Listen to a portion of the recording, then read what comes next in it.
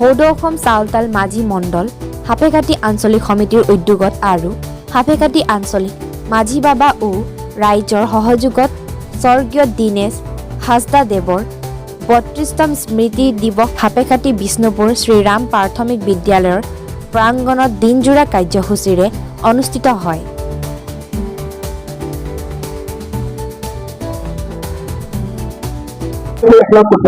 আজি আমি সৌদ অসম চাউতাল মাঝি মণ্ডল সাপেখাতী আঞ্চলিক সমিতিৰ উদ্যোগত ৩২তম স্বৰ্গীয় দীনেশ হাজদা স্মৃতি দিৱস আজি আমি সাপেখাতী কুচিয়াখন্দা ৰাম প্ৰাথমিক বিদ্যালয় খেলপথাৰত আমি অনুষ্ঠিত কৰিছো।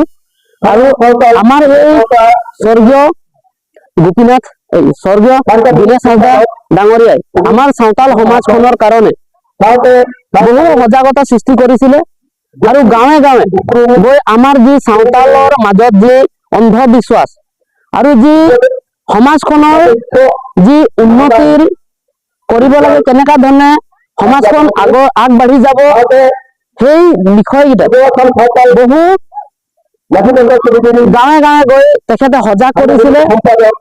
আৰু সেই তেখেতৰ আজিৰ পৰা প্ৰায় ৩৫ বছৰ আগতে তেখেতে সজাগ কৰি গৈছিলে আমাৰ এই গাঁও চাওতাল বসতি অঞ্চলবোৰত।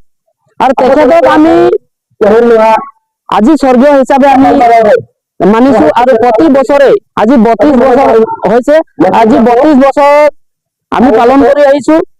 তেখেতক স্বৰ্গীয় হিচাপে আমি পালন কৰিছো আৰু তেখেতৰ স্মৃতি আমাৰ মাজত অমৰ হৈ থাকিব।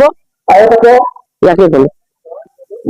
এই অনুষ্ঠানৰ যোগেদি আমি এটাই কথা কব বিচাৰিছো, যিহেতু আমাৰ চাওতাল জনগোষ্ঠীটো আজিও বহু ভিতৰুৱা হৈ আছে আৰু আজি এই সংবাদ মাধ্যমৰ যোগেদি চৰকাৰকো অনুৰোধ জনাও যে আমাৰ চাওতাল জনগোষ্ঠীটো যিহেতু আদিম যুগৰ পৰা বসবাস কৰি অহা এই চাওতাল জনগোষ্ঠী, এই জনগোষ্ঠীটো কিন্তু চৰকাৰে যি ধৰণে আমাক সুবিধা দিব লাগিছিলে কিন্তু আজি পৰ্যন্ত দিয়া নাই।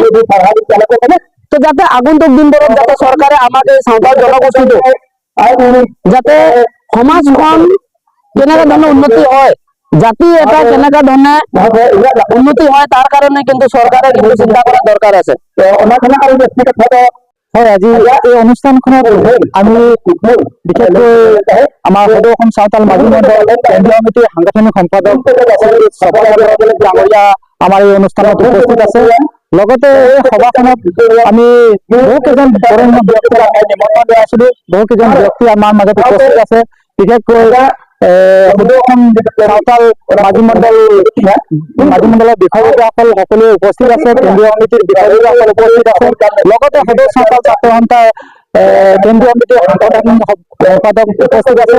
লগতে আদিবাসী সংগঠনৰ ঝাৰখণ্ডী সংগ্ৰাম পৰিষদৰ বিষয়ববীয়াসকল উপস্থিত আছে আৰু বহু কেইজন ব্যক্তি আমাৰ মাজত উপস্থিত থাকি ৰাইজক এক নতুন জোৱাৰৰ এক চেষ্টা কৰিছে আৰু যাতে স্বৰ্গীয় দীনেশ হাজদাদেৱে তেখেতৰ কৰণীয় বিলাক কি আছিলে, তেখেতৰ ভৱিষ্যত জীৱনত কি কৰিব বিচাৰিছিলে, এই সমস্ত কথাবিলাক ৰাইজৰ মাজত উপস্থাপন কৰে আৰু ৰাইজে যথেষ্ট সংখ্যক ৰাইজে উপস্থিত আছে আৰু তেখেতৰ ভৱিষ্যত দিনত কৰণীয় কাম বিলাক যাতে আমি বাস্তৱত ৰূপায়িত কৰিব পাৰো তাৰ কাৰণে আমি চেষ্টা কৰি আছো আৰু ৰাইজে যথেষ্ট সঁহাৰি দিছে এই ক্ষেত্ৰত আমাক।